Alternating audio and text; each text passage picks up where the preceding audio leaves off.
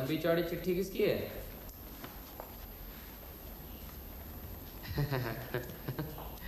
रामेश्वर बाबू की।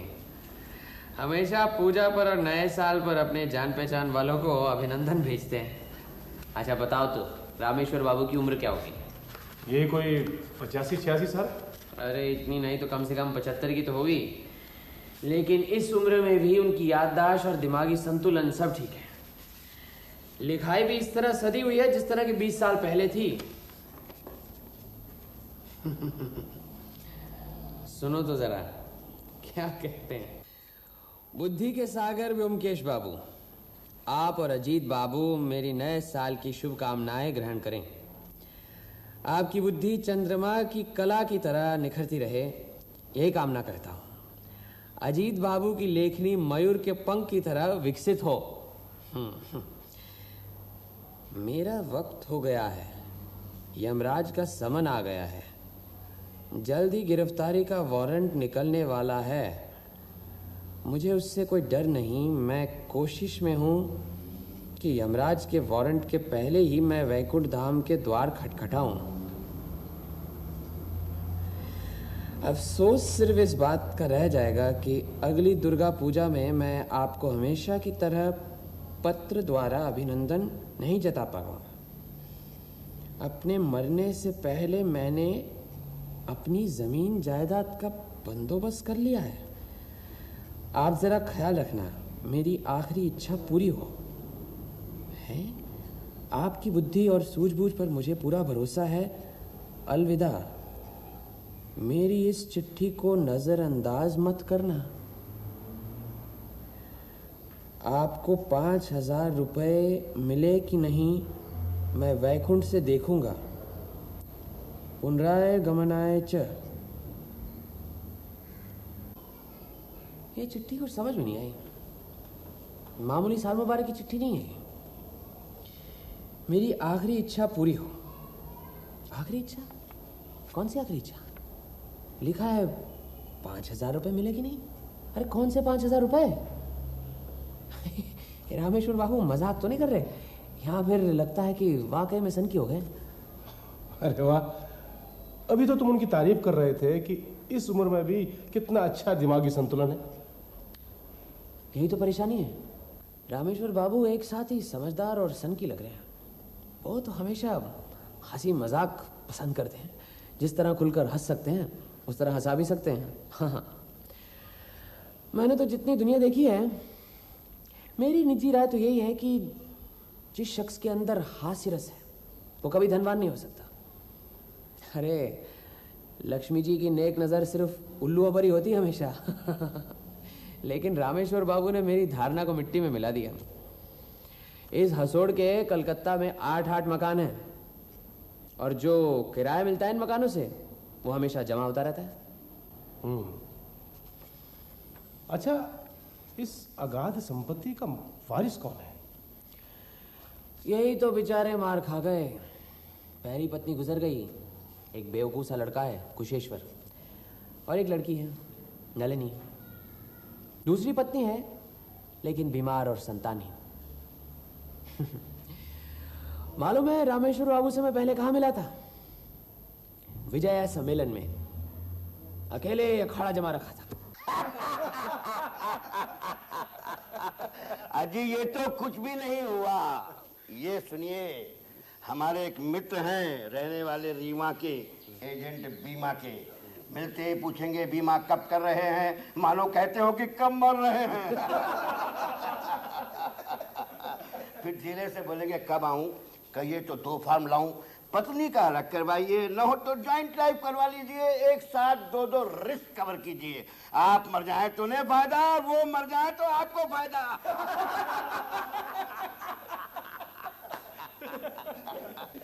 अब आप ही सोचिए कि मरने के बाद क्या फायदा और क्या घाटा। एक दिन बाजार में मिल गए, देखते ही पिल गए। बोले चाय पीजिए, हमने कहा बस रहने दीजिए। पान खाइए, हमने कहा बस आप ही पाइए। शाम को जब घर पर पहुंचे तो टेबल पर उन्हीं का पत्र रखा था। लिखा था फार्म छोड़े जा रहा हूँ, सोच समझ कर भर दीजिए, प्रीमियम के पैसे बहन जी से ले जा रहा हूँ। फार्म के साथ प्रश्नावली नट्ठी थी। अरे फॉर्म क्या था, अच्छी खासी जन्म पत्री थी। प्रश्न था नाम, हमने लिख दिया बदनाम। काम बेकाम, आयु जाने राम, निवास स्थान हिंदुस्तान, आमदनी आराम हराम। कोई बीमारी है, हमने कहा है दिल की, उधारी की बिल की, होती है धड़धड़ाहट, पेट में गड़गड़ाहट, माथे में बनबनाहट, पैरों में सनसनाहट, डॉक्टर कहता है टीबी है, और सबसे बड़ी बीमारी हमारी बीवी है। कोई खराब आदत है, हमने कहा शराब गांजा अफीम, मीठा लगता है कड़वा नीम। फिर एक आखिर में एक बहुत ही अजीब प्रश्न था, आपकी कोई सबसे अच्छी आदत? जानते हैं हमने क्या लिखा? झूठ बोलना।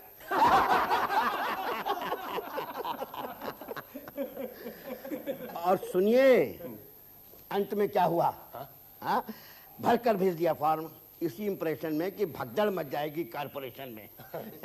लेकिन 7 दिन बाद सदनवाद एक पत्र प्राप्त हुआ कि आपको सूचित करते हुए होता है हर्ष कि आपका केस रजिस्टर हो गया है इसी वर्ष।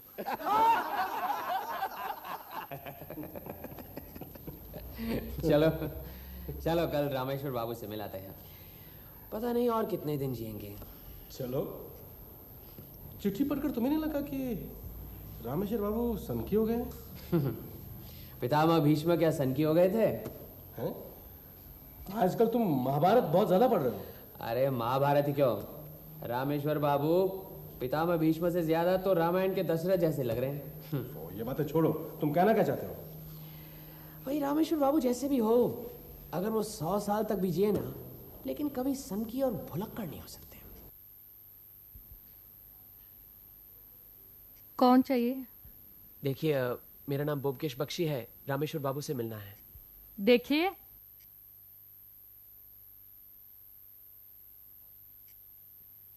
ये कौन है? ये रामेश्वर के लड़के कुशेश्वर की पत्नी लावण्य है। ओह। नाम लावण्य है, असल में साक्षात चंडी है, चंडी। फिलहाल चिंता की कोई बात नहीं है, हालत सुधर गई है।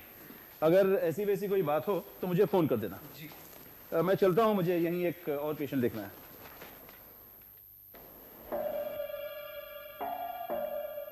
सुनिए,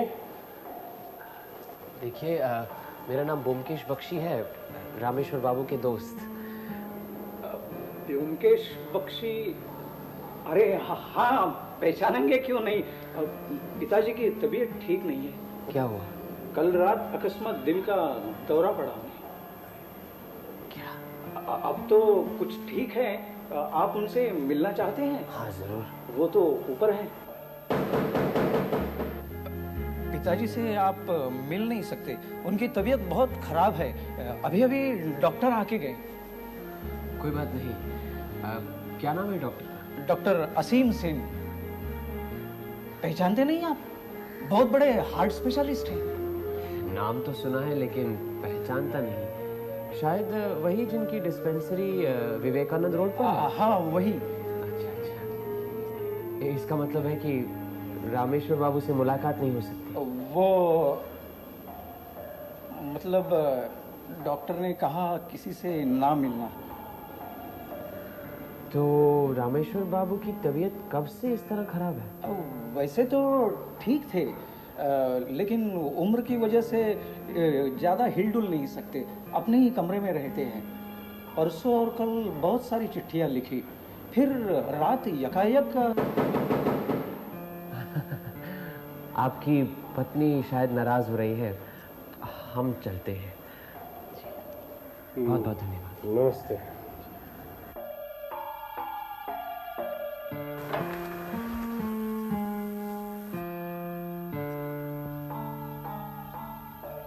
डॉक्टर असीम सेन की डिस्पेंसरी ज्यादा दूर नहीं, चलो उनसे मिलते हैं। ठीक है।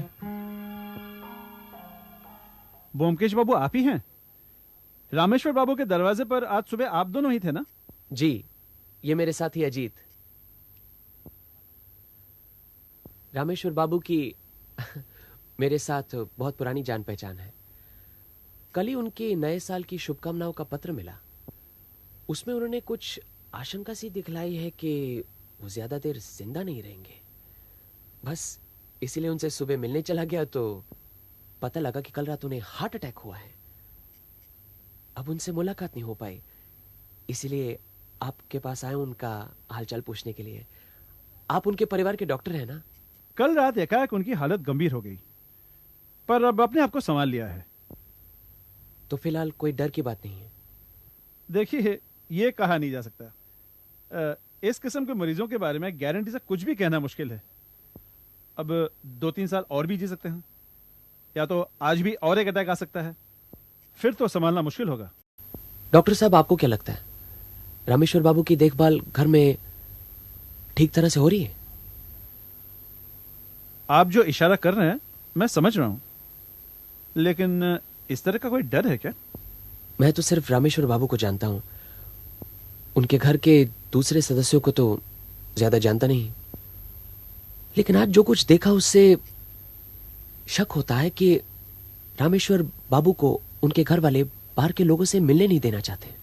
अजीब हैं सब लोग, किसी का दिमाग दुरुस्त नहीं है। अब रामेश्वर बाबू की पत्नी कुमुदनी, हालांकि उम्र काफी हो चुकी है, लेकिन अब भी खिलौनों से खेलती हैं। घर में क्या हो रहा है, कहां हो रहा है, कुछ नहीं पता। और लड़का कुशेश्वर तो पोंगा है, वो अपनी पत्नी के कहने पर उठता बैठता है। हाँ, एक कुशेश्वर की पत्नी लावण्य चालाक और चतुर है। हालात को देखते हुए परिवार की बागडोर उसी ने संभाल रखी है। लेकिन क्यों? इसकी कोई वजह तो होगी।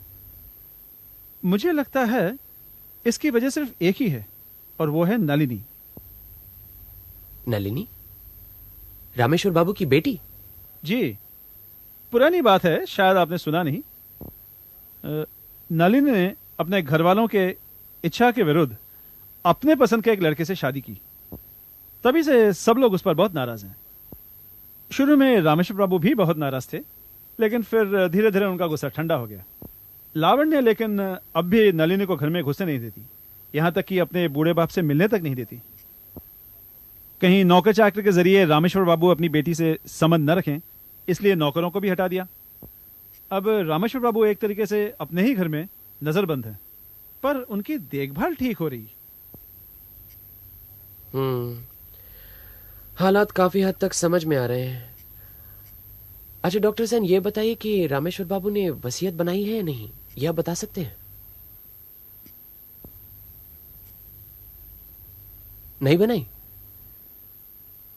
बनाई है, और मुझे यकीन है उन्होंने वसीयत में नलिनी को भी एक मोटा हिस्सा दिया है। मुझे मालूम नहीं था, कल रात ही पता चला। कैसे? कल रात 10 बजे रामेश्वर बाबू को दिल का दौरा पड़ा, तभी कुशेश्वर का फोन आया।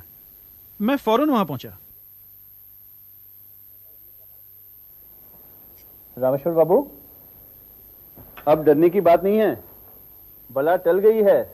हाँ, अभी तो टल ही गई शायद, लेकिन ससुरी यहीं कहीं छिपी बैठी होगी। तुम लोगों के जाते ही फिर से आग झपटेगी कम वक्त में। नहीं नहीं, ऐसी बात नहीं है। आज आप जरा कुछ हल्का सा ही खाइए। तुम लोग जाओ, खाना खा लो, मैं यहीं बैठा हूं। इनके लिए पतली सी खिचड़ी भेज देना, और घी मत डालना। जी ठीक है। अच्छा किया जो इन्हें भेज दिया। क्यों? आहिस्ता, मुझे तुमसे एक बात करनी है डॉक्टर। मैंने अपनी वसीयत बनवाई है, अगर मेरी बत्ती गुल हो जाए तो नलिनी को जरूर खबर कर देना। डॉक्टर बाबू, आज आप खाना यहीं पर खाकर जाइएगा। नहीं, तुम खा लो, मैं वैसे भी दिन में कुछ नहीं खाता। तुम जाओ, खाना खा लो। नहीं, आज मेरा व्रत है, उनको तो मैं खाना देकर आई हूँ, मैं अब यहीं बैठूंगी। फिर कुछ बात करने का मौका ही नहीं मिला, मैं चला आया। इससे तो साफ जाहिर है कि वो रामेश्वर बाबू को वसीयत नहीं बनाने देंगे। कहीं वो नलिनी को जायदाद का हिस्सा ना दे बैठे, इसलिए। अगर रामेश्वर बाबू वसीयत बनाने से पहले ही गुजर गए तो उत्तराधिकारी के तौर पर तो पत्नी और लड़की को संपत्ति मिलेगी, नलिनी को कुछ नहीं। हाँ, ये बात तो है। रामेश्वर बाबू के जरूर कोई निजी वकील होंगे, आप उन्हें पहचानते हैं? निजी वकील कोई है ऐसा सुना तो नहीं।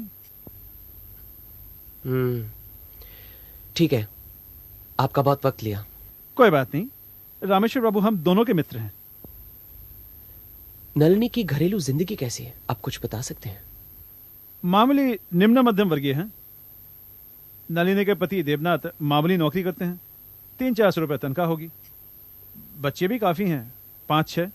अच्छा, रामेश्वर बाबू की पारिवारिक जिंदगी की तो जानकारी हासिल कर ली, लेकिन कुछ संतोषजनक नहीं मिला।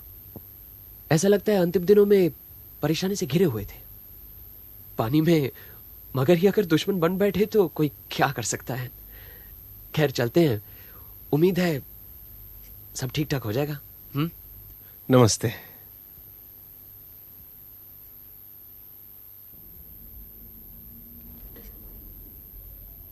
ब्योमकेश, ब्योमकेश, ये देखो क्या खबर छपी है, रामेश्वर बाबू गुजर गए।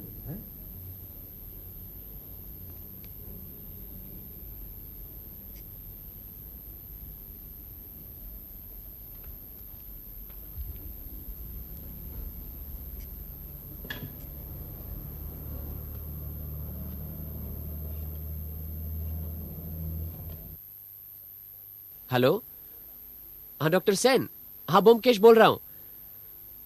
हाँ हाँ, अभी अभी अखबार में पढ़ा। मैं जानना चाहता था कि ये, हाँ अच्छा ठीक है, हाँ हाँ अच्छा। डॉक्टर सेन ने क्या कहा? कह रहे थे परसों रात उनकी अचानक मौत हो गई, दिल का दौरा पड़ा फिर से। वहीं पर थे डॉक्टर सेन, लेकिन बचा नहीं पाए। साधारण हार्ट अटैक का सर्टिफिकेट दिया है। क्यों, तुम्हें कुछ शक लग रहा है?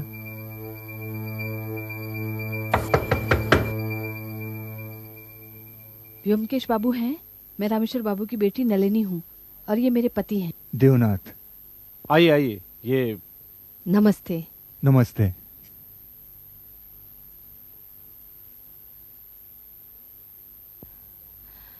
पिताजी गुजर गए, उनकी आखिरी इच्छा थी कि मैं आपसे मुलाकात करूं, इसीलिए हम आए हैं। अच्छा, आखिरी वक्त पर आप उनके साथ ही थी? नहीं, हमें तो पता भी नहीं चला, उन्हें दिल का दौरा पड़ा था। तो आपको कैसे पता चला फिर कि उनकी आखिरी इच्छा क्या थी? नए साल की शुभकामनाओं के साथ हमें इस साल भी ये चिट्ठी मिली, उसी में ये लिखा है, ये देखिए।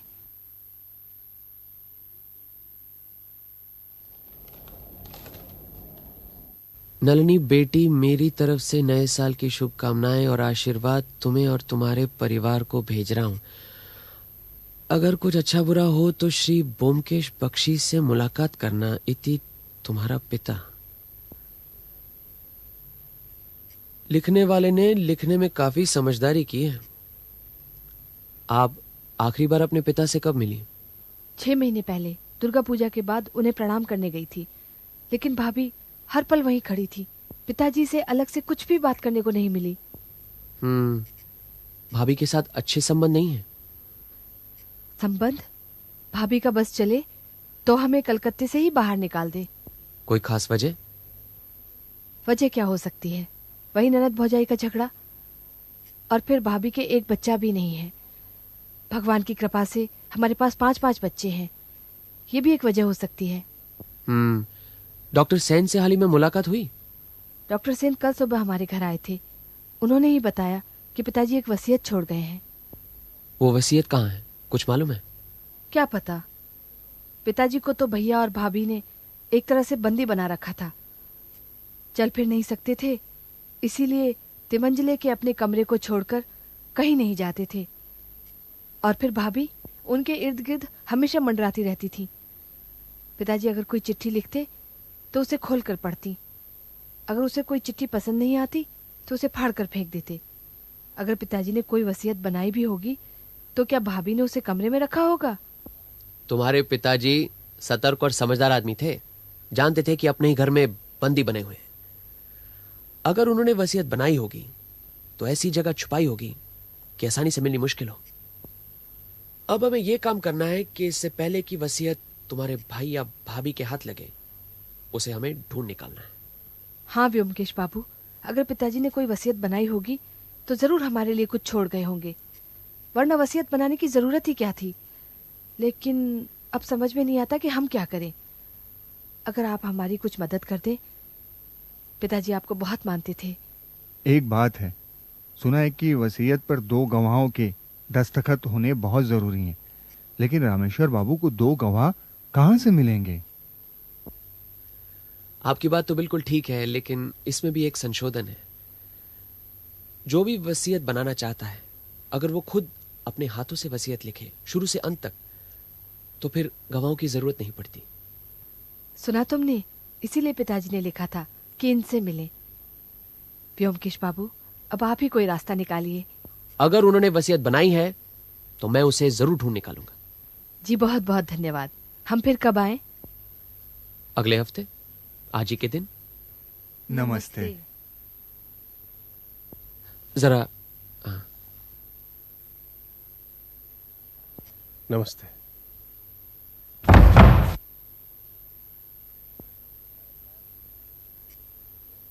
क्या लगता है, वसीयत मिल जाएगी?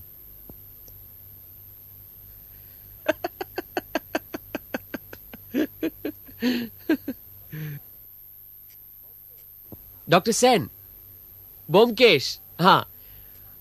अच्छा, आपने रामेश्वर बाबू की मौत को स्वाभाविक मृत्यु का सर्टिफिकेट दिया है ना? हाँ। नहीं, आपको पूरा यकीन है कि मौत स्वाभाविक ही थी? नहीं, मैं कुछ नहीं कह रहा। नहीं, सिर्फ हम सोच रहे थे कि हाँ, अगर उनके घर की पूरी तलाशी ले ले शायद कुछ मिले। हाँ, नहीं, अगर ना मिले तो आपको पूरी संतुष्टि मिल जाएगी ना कि मौत वाकई स्वाभाविक ही थी। और अगर कुछ मिले, हाँ, अच्छा ऐसा करते हैं, मेरे पास उनकी आखिरी चिट्ठी है, तो पुलिस स्टेशन मिलते हैं। हाँ, इंस्पेक्टर हलदार को तो आप पहचानते हैं। नहीं, ठीक है, समय न हो तो कल सही। कल? हाँ ठीक। हाँ, अच्छा। काम बन गया। कल ही डॉक्टर सेन घर की पूरी तलाशी का अपनी तरफ से वारंट निकलवा रहे हैं? हम भी साथ जाएंगे। हमें इस घर की तलाशी लेनी है। ये रहा सर्च वारंट। लेकिन क्यों? हमें इत्तला मिली है रामेश्वर बाबू की मौत गैर कुदरतन हो सकती है। सुनिए, यह इत्तला क्या ब्योमकेश बाबू ने दी है? नहीं, डॉक्टर सेन ने दी है। फिर ब्योमकेश बाबू क्यों साथ आए हैं? डॉक्टर सेन ने कहा है उनकी जगह ब्योमकेश बाबू साथ में रहेंगे। अगर आपको शक है कि हमने उनको जहर देकर मार डाला है तो हमें गिरफ्तार कीजिए। इसमें घर की तलाशी लेने का क्या मतलब है? माफ कीजिए, तो हमें करना पड़ेगा। किसी भी नतीजे पर पहुंचने के लिए सबूत की जरूरत पड़ती है, और तलाशी का मकसद इसी सबूत की खोज है। करिए, जितनी चाहे तलाशी करिए, आपको कुछ नहीं मिलने वाला। देखिए, यहाँ हमें सिर्फ एक चीज ढूंढनी है, वो है रामेश्वर बाबू की वसीयत, जो कि शायद वो मरने से पहले लिख गए थे। आप अपने सिपाहियों को चुपके से समझा दीजिएगा, ठीक है? ठीक है। इस वक्त घर में कौन कौन है? मैं, मेरी पत्नी और माँ। माँ कहाँ है? ऊपर अपने कमरे में। उन्हें नीचे लेकर आइए। और हाँ, आप तीनों उधर रसोई में रहेंगे जब तक घर की तलाशी खत्म ना हो जाए। मैं लाती हूँ उन्हें। और हाँ, कमरे का दरवाजा खुला रखिएगा। आप उधर रसोई में जाइए। और तुम तीनों, मैं, ब्योमकेश बाबू और अजीत बाबू ऊपर छानबीन करेंगे। तुम लोग यहाँ नीचे तलाशी लेना। चलिए ब्योमकेश बाबू।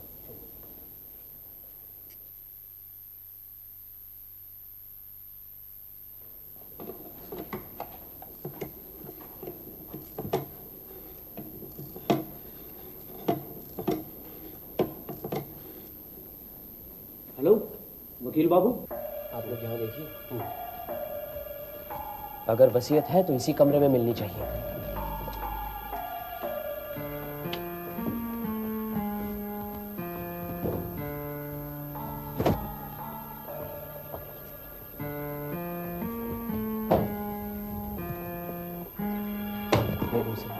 पढ़कर देखो उसमें क्या है।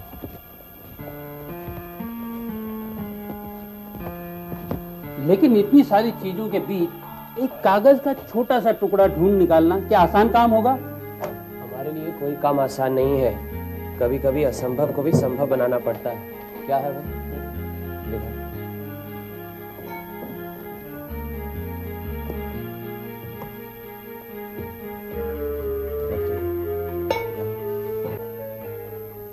आइए वकील बाबू, आपको असमय तकलीफ दी। पुलिस हमारे घर की तलाशी ले रही है। तलाशी क्यों? उन्हें शक है कि रामेश्वर बाबू की मौत स्वाभाविक नहीं है। अरे ये कैसे हो सकता है? डॉक्टर सेन ने बकायदा डेथ सर्टिफिकेट दिया है। तलाशी डॉक्टर सेन ही करवा रहे हैं। अच्छा, सर्च वारंट है उनके पास? जी हाँ। खैर, आप परेशान ना हो, ना उन्हें कुछ मिलने वाला, उन्हें ढूंढने दीजिए जो ढूंढते हैं, ठीक है? आपने सक्सेशन के कागजात तो दायर कर दिए हैं ना? जी हाँ, सब कर दिया है। कोर्ट से हुक्म भी थोड़े दिनों में आ जाएगा और वसीयत ना होने की वजह से रुपया और जायदाद आधा आधा उनकी पत्नी और कुशेश्वर बाबू को मिलेगा। लेकिन आपने तो कहा था। सब होगा। माता जी को पहले से ही पागल करार करेंगे तो कोर्ट से ऑर्डर मिलने में काफी समय लगेगा। देखिए, सीधा और आसान तरीका यही है कि माँ और बेटा दोनों जायदाद पे कब्जा कर लें। उसके बाद माता जी का मानसिक संतुलन बिगड़ जाने की वजह से उनका हिस्सा बेटे को दिलवा देंगे। सिंपल। ये हमाल दस्ता यहाँ क्या कर रहा है? रामेश्वर बाबू की काफी उम्र हो गई थी ना, और दांत भी ज्यादा बचे नहीं थे। पान खाने के बहुत शौकीन थे, इसीलिए हमाल दस्ते में पान कूट कूट कर नरम करके खाते थे। जब बूढ़े लोगों के दांत जवाब दे देना तो अक्सर इसी तरह पान नरम कर कर खाते हैं। मेरे ख्याल से रामेश्वर बाबू ने वसीयत बनाई ही नहीं। वसीयत तो जरूर बनाई है, इसमें कोई शक नहीं, लेकिन वो है कहाँ? अगर ऐसा है तो कुशेश्वर बाबू को वसीयत मिल गई है और उसने उसे फाड़ दिया है या फिर जला दिया। कच्चे प्याज की बू। ये गोंद की शीशी में प्याज की बू कहां से आई?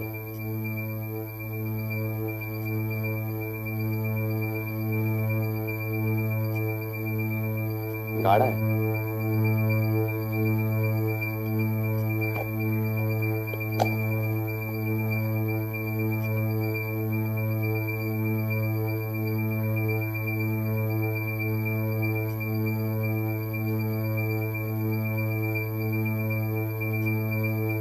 एक काम कीजिए इंस्पेक्टर हवलदार, आप कुशेश्वर की पत्नी को यहाँ बुला लें। जरूर।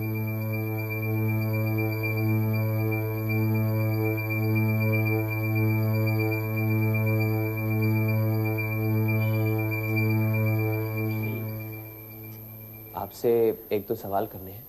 कुशेश्वर बाबू, आप नीचे ठहरेंगे तो बेहतर होगा, आपकी जरूरत पड़ेगी तो आपको बुला लेंगे। बैठिए। आपके ससुर क्या कच्चा प्याज खाया करते थे?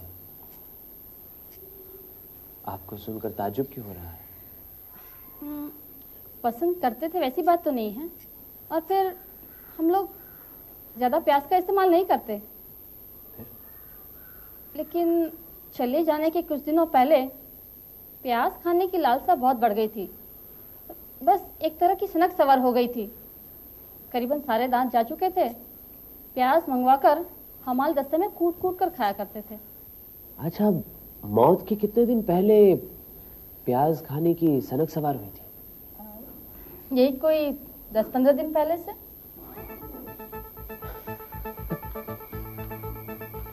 बहुत बहुत धन्यवाद। देखिए, हमारा तो यहाँ काम खत्म हो गया। आपको तकलीफ देने के लिए माफी चाहता हूँ। लेकिन किस नतीजे पर पहुंचे आप? उनकी मौत स्वाभाविक ही हुई थी या कुछ और? नहीं नहीं, और तो कुछ नहीं।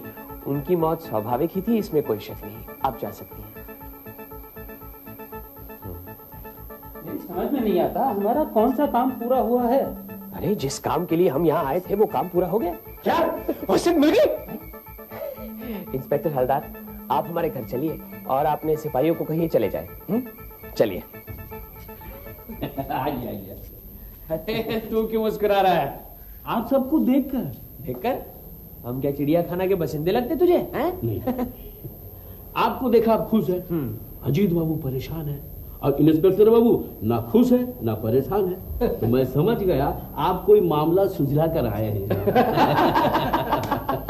ये साथ रह रहकर जासूस बन गया है। सत्यवती पर असर नहीं हुआ। इधर है सत्या। बाजार नहीं है, अभी आ जाएगी। चल, बढ़िया सी चाय बना कर लाओ। अभी ला। अजीत, उस दिन रामेश्वर बाबू ने जो चिट्ठी भेजी थी ना, वो कहा? वो उसके बाद तो दिखी नहीं, यही कहीं होगी, जाएगी कहाँ? अरे नहीं नहीं, ढूंढ कर देखो, वो चिट्ठी बहुत जरूरी है। रामेश्वर बाबू ने लिखा था कि इस चिट्ठी को नजरअंदाज मत करना, तब इसका मतलब नहीं समझा था मैं। लेकिन बात क्या है, इतने दिनों के बाद अचानक ये चिट्ठी इतनी जरूरी कैसे हो गई? ओहो, समझे नहीं, वही चिट्ठी रामेश्वर बाबू की वसीयत है। हाँ, आज जब मैंने उस गोंद की शीशी में प्याज का रस देखा ना, तो सब समझ गया। की शीशी में प्याज का रस? ये सब आप क्या कह रहे हैं? वो सब बाद में बताऊंगा, इसलिए आपको यहाँ लाया हूँ। देखो देखो, चारों तरफ ढूंढ कर देखो अजीत, जल्दी देखो। बूटी राम को बुलाओ, अगर वो चिट्ठी नहीं मिली तो ललिनी देवनाथ का बहुत बड़ा नुकसान हो जाएगा। बूटी राम,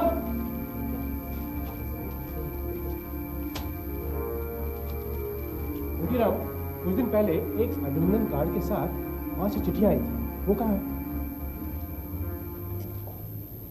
अरे घर में जो भी चिट्ठियां वो ले आओ। वो तो सब फेंक दिए हैं। हाँ? जब से सत्यवती दीदी आई है तब से पुरानी चिट्ठियां रखते कहाँ हम? अच्छा, जो भी चिट्ठी घर में पड़ी है ना, वो ले आओ, जाओ। हद कर दी, इतनी जरूरी चिट्ठी गायब कर दी। क्या इन चिट्ठियों का क्या करूं? ये फाड़ कर फेंक दो। ये तो वो है जो मैंने सत्यवती को लिखी थी, उन्हें हिफाजत से रख ली, जो जरूरी है वो फेंक दी। जाओ ले जाओ इन्हें। चाय का क्या हुआ? हाँ,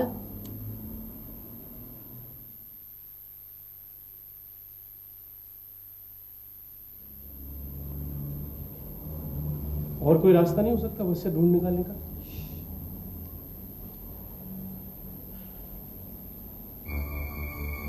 बाहर ढूंढने से कोई फायदा नहीं, ये मन के अंदर ढूंढो।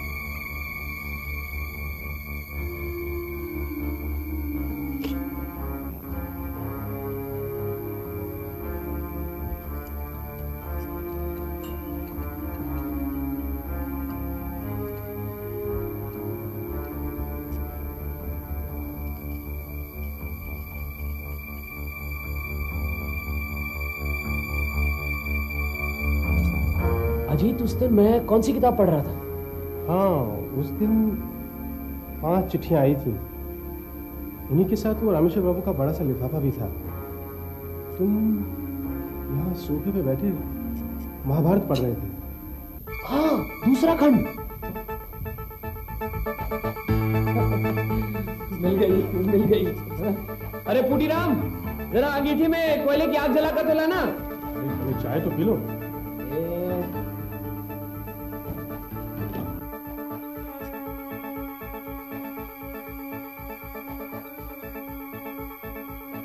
रामेश्वर बाबू हंसमुख प्रकृति के थे, लेकिन साथ में महाबुद्धिमान भी थे।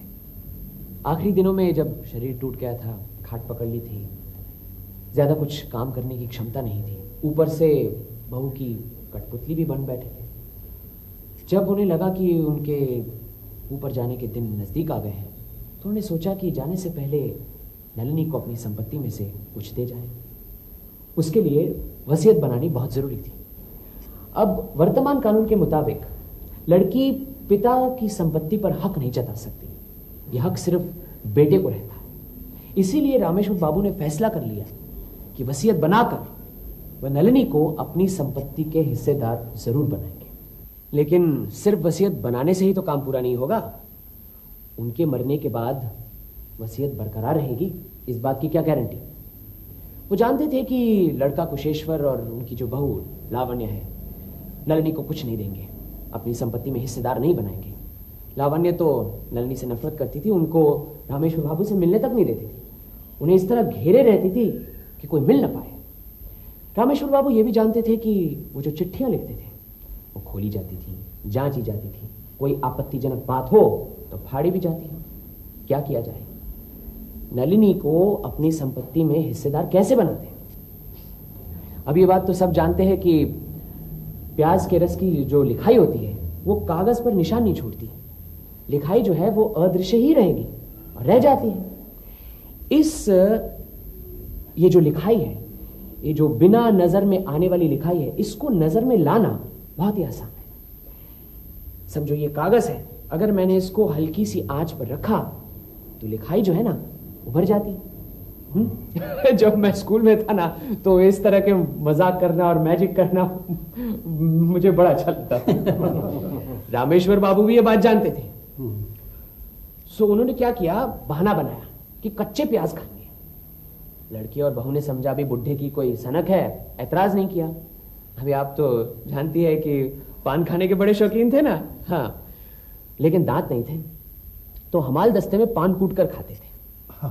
इसी तरह उन्होंने प्याज को भी हमाल दस्ते में डालकर उसे कूटा और प्याज का रस बनाया। जो गोंद की शीशी थी उसमें से गोंद निकालकर शीशी को प्याज के रस से भर दिया। किसी को कुछ पता नहीं चला। रामेश्वर बाबू हंसमुख तो थे ही, मुझे यकीन है कि ये काम करते करते मन ही मन खूब हंसे होंगे। अब रामेश्वर बाबू हर नए साल अपने नजदीकी मित्रों को साल मुबारक की चिट्ठी भेजते थे। इस साल भी भेजी, मुझे भी मिली। लेकिन इस बार चिट्ठी की दूसरी तरफ प्याज के रस में उन्होंने अपनी वसीयत लिख डाली। ये वही चिट्ठी है। अब ये देखिए।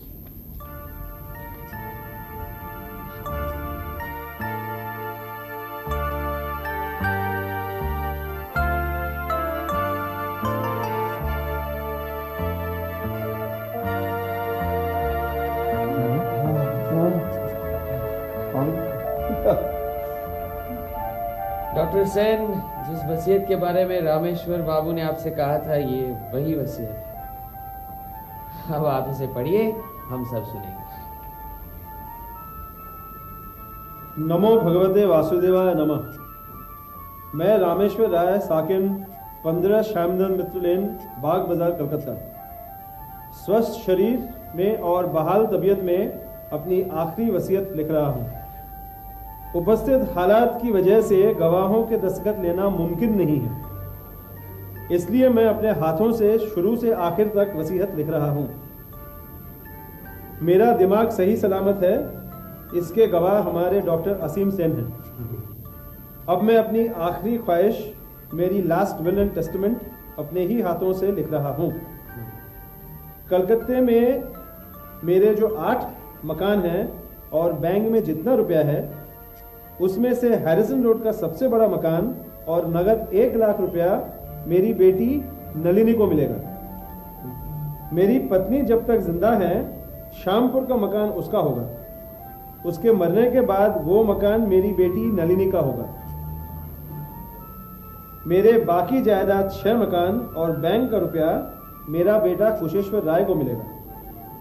मशहूर सत्यान्वेषी श्री ब्योमकेश बख्शी और हमारे परिवार के डॉक्टर असीम सेन इस वसीयत के एग्जीक्यूटर्स होंगे। यही दोनों इस काम के लिए 5-5 हजार पारितोषिक लेंगे। दस्तखत बकरम खास, रामेश्वर राय, तारीख साल की पहली तारीख 1960।